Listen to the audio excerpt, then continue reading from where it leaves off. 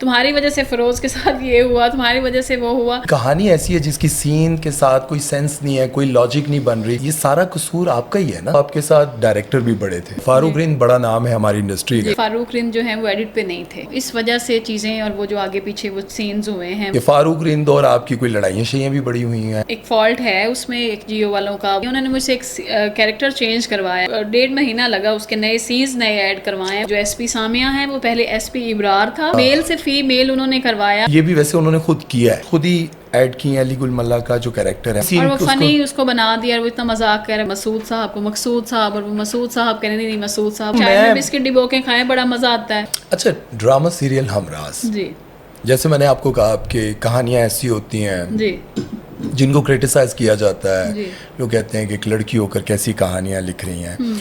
इसी तरह से अगर हम ड्रामा सीरियल हमराज की बात करें, जो कि आजकल फेरोज़ खान, आयज़ा खान और बड़ी कास्ट के साथ आप लोग देख रहे हैं, इस ड्रामे के हवाले से आपने बहुत ज़्यादा ट्रोलिंग और क्रिटिसिज्म को फेस किया है। तो मुझे ये बताएं कि कैसा लगा? उन लोगों ने भी किया जिन्होंने ड्रामा नहीं देखा, हाँ बेकार ड्रामा है ये वो। तो क्या मतलब फील आ रहा होगा कि यार मैं इतनी बड़ी राइटर हूँ और हर जगह मेरे बारे में बात हो रही है कि यार बेकार ड्रामा हर जगह हो रही है। और मेरे आके इंस्टा पे या डीएम मुझे आ रहे हैं, और लिटरली नीचे जो है वो आके मुझे बुरा भला बोला जा रहा है। अच्छा, आपको बुरा भला बोला? हाँ, बिल्कुल बोला जा रहा है। ओहो, देखिए आप इतनी बड़ी राइटर हैं, आपने एक ड्रामा लिखा जिसमें आयज़ा खान को लिया जा रहा है जो पाकिस्तान की बहुत बड़ी स्टार है, और दूसरी तरफ फिरोज़ खान है जिनकी फ़ैन फॉलोइंग ना सिर्फ पाकिस्तान में, इंडिया, बांग्लादेश में, ठीक है, उनको लिया जा रहा है। लेकिन कहानी ऐसी है जिसकी सीन के साथ कोई सेंस नहीं है, कोई लॉजिक नहीं बन रही, कोई पता नहीं चल रहा, तो ये सारा कसूर आपका ही है ना। तो ज़ाहिर है। अच्छा, देखिए सबसे पहली बात ये होती है एज अ राइटर कि एक ड्रामा मैंने लिखा, मेरे साथ पूरी एक कंटेंट की टीम थी। कंटेंट टीम में जो है वो 4 से 8 लोग होते हैं। अगर वो ड्रामा जब हो जाता है फिर प्रोडक्शन में जाता है, प्रोडक्शन कास्टिंग से पहले प्रोडक्शन के लोग उसको पढ़ते हैं। पोस्ट प्रोडक्शन की मैं बात करूँ, प्री प्रोडक्शन में तो जो हो रहा है, उसके बाद प्री प्रोडक्शन में वो जाता है, वो लोग पढ़ते हैं, फिर वो लोग बताते हैं कि हाँ भाई ये A क्लास स्क्रिप्ट है, B है, C है, या बिल्कुल ही फारिग है, इसको करना है या नहीं। 8 बजे वाला टाइम मिलेगा, 11 बजे वाला, वो डिसाइडेड होता है। ठीक है, उसी वक्त ये डिसाइडेड होता है। तो मोस्टली मुझे तो अब यही शायद वो कर के तो ये होता है कि मैं लिखती ज़्यादा प्राइम टाइम का हूँ, तो मैं 7 या 9 बजे वाला बहुत कम करती हूँ, नहीं करती बल्कि। तो जिस वक्त वो हो गया, उन्होंने वो सारा स्क्रिप्ट पढ़ा, फिर आती है डायरेक्टर की बारी। फिर डायरेक्टर पूरा स्क्रिप्ट पढ़ता है। ठीक है। मुझे एक बात बताएं कि अगर हमराज के स्क्रिप्ट में इतने इश्यूज होते हैं, इतना बड़ा डायरेक्टर उसको ना आता करने के लिए, इतनी बड़ी कास्ट उसके लिए एक्साइटेड ना होती, कम से कम भी, मुझे नहीं पता एक्चुअली कितने लोग इसमें इन्वॉल्व होते हैं, लेकिन कम से कम भी 60-70 तो होते ही होंगे ना लोग। ठीक है, सब पढ़ रहे हैं, सब देख रहे हैं, क्रिएटिव लोग हैं, सब ठीक है, और बार-बार डिस्कशन भी बार-बार डिस्कशंस हो रही हैं, सब चीज़ें आ रही हैं, सब एक्साइटेड भी हैं, शूट इतना अच्छा हो रहा है, हाइप में है, एंजॉय कर रहे हैं। मुझे भी मैसेजेस आ रहे हैं कि व्हाट स्टोरी या बड़ा डिफरेंट है, ये है वो है। अब मुझे एक बात बताएं, वहाँ कोई क्यों नहीं बोला? ये चीज़ें उनको भी तो नज़र आ रही थी। अगर ये स्क्रिप्ट का फ्लॉ होता तो हो सकता है कि आपने जैसे अब्दुल्ला कादवानी इस ड्रामे के और असद कुरैशी जो हैं प्रोड्यूसर हैं, हो सकता है कि आपने रिक्वेस्ट की हो या किस सिलसिले में कि कर लें? नहीं, देखें, रिक्वेस्ट पे कोई भी जो है ना करोड़ों का बजट नहीं लगाएगा, नहीं तो कुछ छोटी मोटी फेवर दे देगा, ठीक है। लेकिन कभी भी ना ये जो ये कहते हैं फेवरेटिज्म है कि जी फलां को तो फेवरेटिज्म पे काम मिलता है, ठीक है। मैंने भी सुना है कि मेरे बारे में ये बात होती है। जब तक टैलेंट ना हो ना, आपको नहीं मिल सकता वो काम। अगर आप में टैलेंट नहीं है, आप मुझे एक चांस देंगे, 2 देंगे, तीसरी बार आप कहेंगे यार सॉरी मैं तुम्हारा फ़ोन उठाना भूल गया, मैं फलां जगह बिजी था, और चौथी बार मैं अगर करूँगी तो मैं एज इट इज़ खुद ही समझ जाऊँगी कि नहीं भाई, अब ये मेरा काम नहीं करेंगे। देखिए, आपने पहले जितने भी ड्रामे किए, बिल्कुल ठीक है, वो हिट भी गए, बड़ी कास्ट हमेशा होती है। इस बार तो आपके साथ डायरेक्टर भी बड़े थे जिन्होंने इश्क मुर्शद डायरेक्ट किया, फारूक रिंद बड़ा नाम है हमारी इंडस्ट्री का। तो उनके होते हुए सीन दूसरे एपिसोड में ही कहानी खुल गई सारी, पता चल गया क्या होना है। तो उस वक्त भी आपको नहीं लगा कि अब थोड़ा चेंज कर देना चाहिए, या फिर डायरेक्टर ने कहीं ऐसा कुछ किया है कि कुछ सीन्स आगे पीछे हैं, क्योंकि मुझे जहाँ तक पता चला कि फारूक रिंद और आपकी कोई लड़ाइयाँ शाइयाँ भी बड़ी हुई हैं और एक दूसरे को ब्लॉक भी किया आप लोगों ने, और मेरा ख्याल है कि इतनी लड़ाइयाँ हुई हैं। मुझे बताएं आपका खबरी कौन है? नहीं, खबरी तो देखें, बात तो हम भी इसी इंडस्ट्री पर बात करते हैं, हमारे भी इसी इंडस्ट्री में लोग बैठे हुए हैं। तो उन्होंने ये बताया कि मिसबा नौशीन और फारूक रिंद की लड़ाई इस पीक पर चली गई थी कि भाई इन दोनों ने ब्लॉक भी किया एक दूसरे को, अगर आमने सामने होते तो शायद। अच्छा नहीं, ये ना एग्जेजरेट हो गया। ठीक है, देखिए मेरी एक बात सुने, फारूक ये हुई हैं चीज़ें, कुछ हुई हैं, लेकिन मुझे सिर्फ एक बात ये है कि अगर डायरेक्टर ने भी कुछ चीज़ें की हैं, ठीक है, तो डायरेक्टर ने भी ओन किया था उस स्क्रिप्ट को। कोई भी बंदा जो है ना वो ये नहीं चाहता कि उसका काम ख़राब जाए, नाम तो उनका भी जा रहा है। लड़ाई किस बात पे?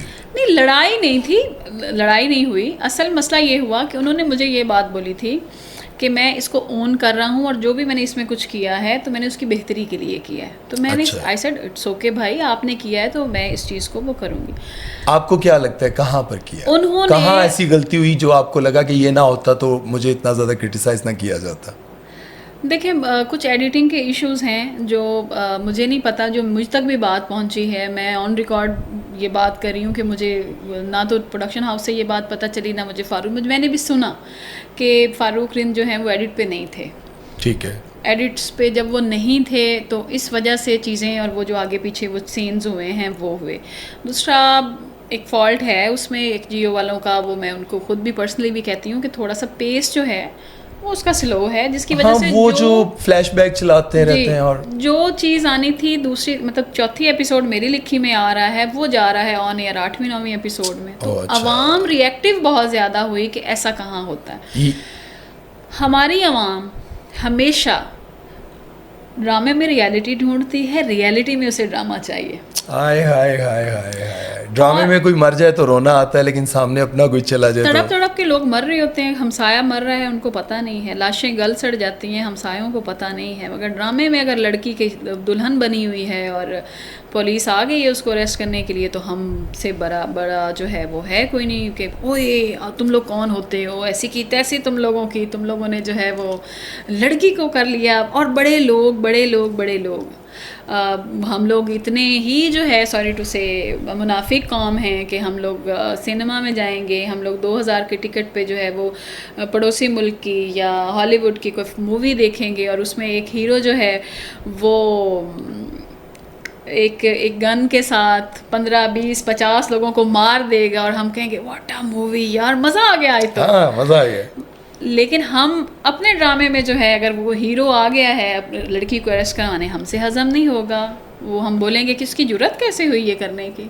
अच्छा, ये जो आप बात करिए इस सीन को मैं देख रहा था जिसमें फिरोज़ खान आए, तो लोगों ने कहा कि फिरोज़ खान की एक्टिंग बहुत ही माठी है इस बार।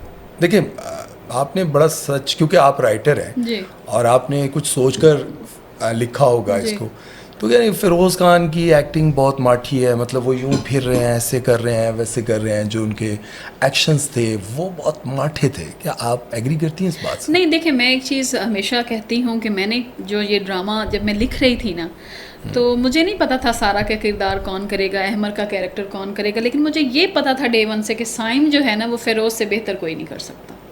अच्छा, ये मेरी मतलब मैं बहुत ज़्यादा खुश थी, मैं बहुत बड़ा मेरे लिए लकी था ये कि जिस वक्त मैंने सुना कि वो फिरोज़ इसको कर रहे हैं, मैं बिल्कुल हाँ, मैं बहुत खुश थी। और ये जब हमराज आया भी नहीं था तो मैं अपने इंटरव्यू में भी ये बात बोल चुकी थी कि फिरोज़ ने बहुत उसको वो अच्छा कर रहे हैं और वो बहुत ज़्यादा जो अच्छा आपको उस वक्त लगा, लेकिन बाद में जब मैंने, क्योंकि आपको पता है कि मैं जो भी वीडियोस बना रहा होता हूँ या जो प्रोग्राम कर रहा होता हूँ तो मैं कमेंट्स बहुत पढ़ता हूँ, तो उसमें लिखा था कि आयज़ा की एक्टिंग बहुत आउटस्टैंडिंग, और लेकिन फिरोज़ की एक्टिंग की बात की जाए तो वो बहुत माठी थी।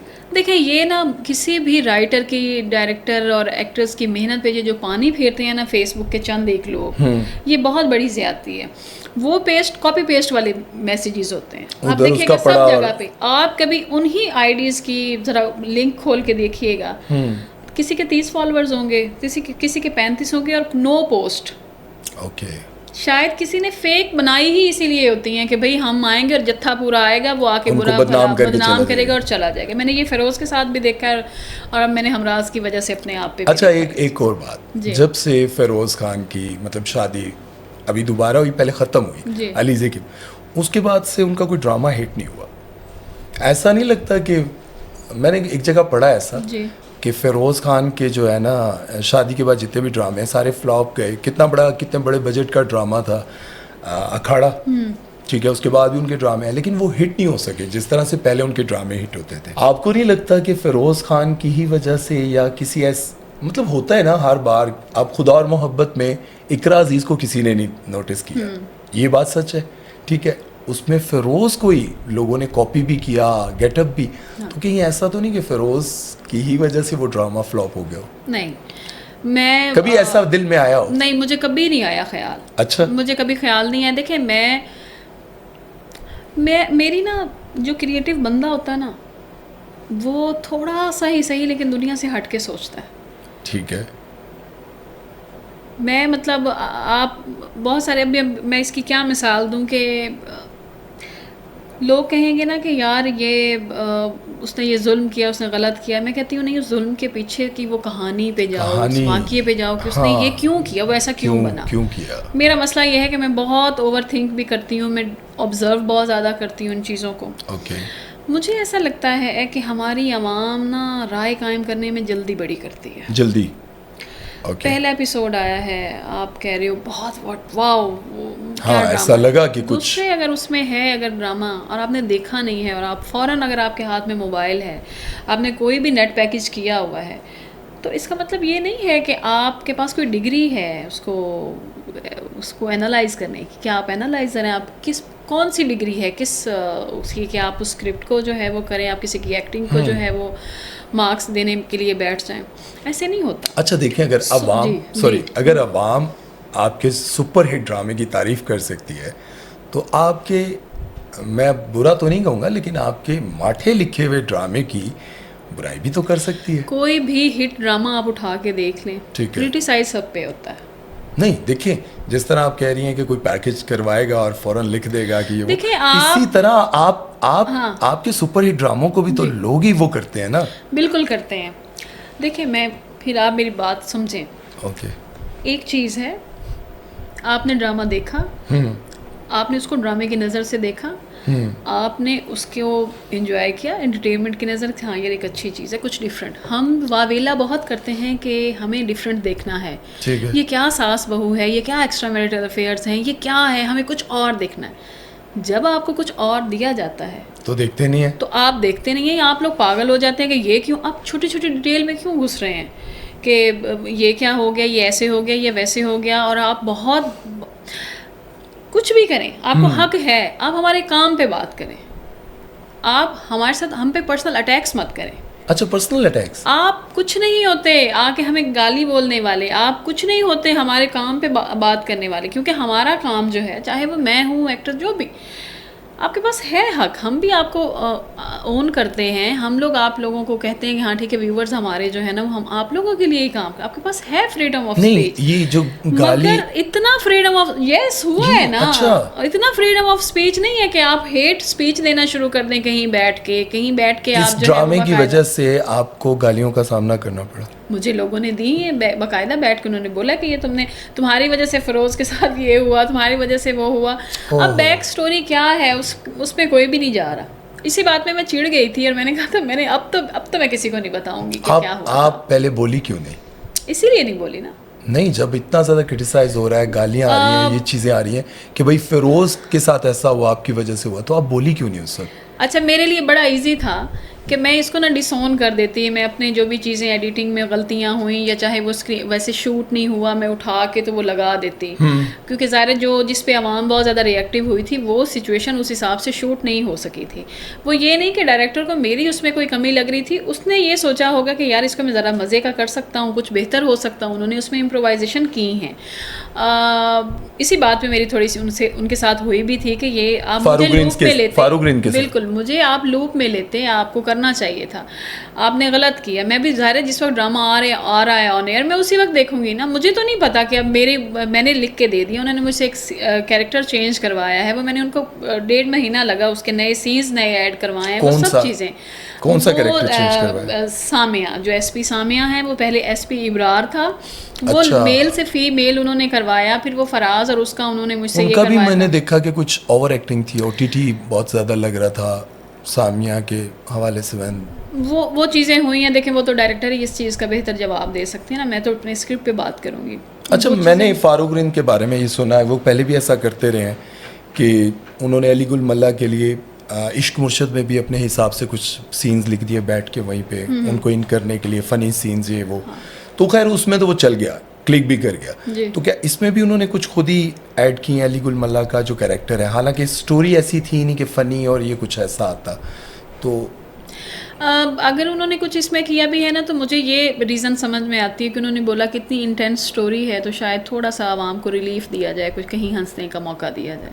तो आपको लगा कि ये भी वैसे उन्होंने खुद किया है?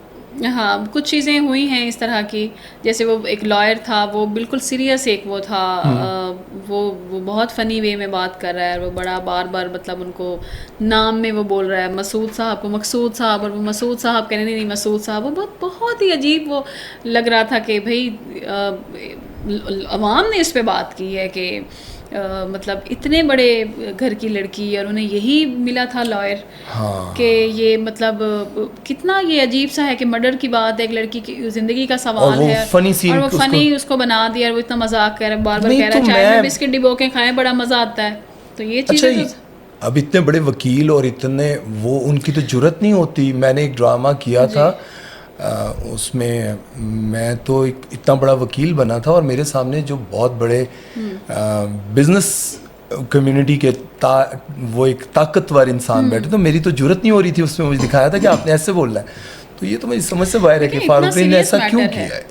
अब ये तो सवाल का जवाब जो है वो फारूक रिंद ही बेहतर नहीं, आपने क्यों नहीं आवाज़ उठाई? मैं ये आपकी कहानी इस तरफ जा रही है। बिल्कुल ऐसा हुआ। अच्छा, फिर उसके बाद ये हुआ कि जब चीज़ें ये हुई तो मेरी उनसे बात जब हुई तो ज़ाहिर है उन्होंने भी इसी तरह की वो बात की।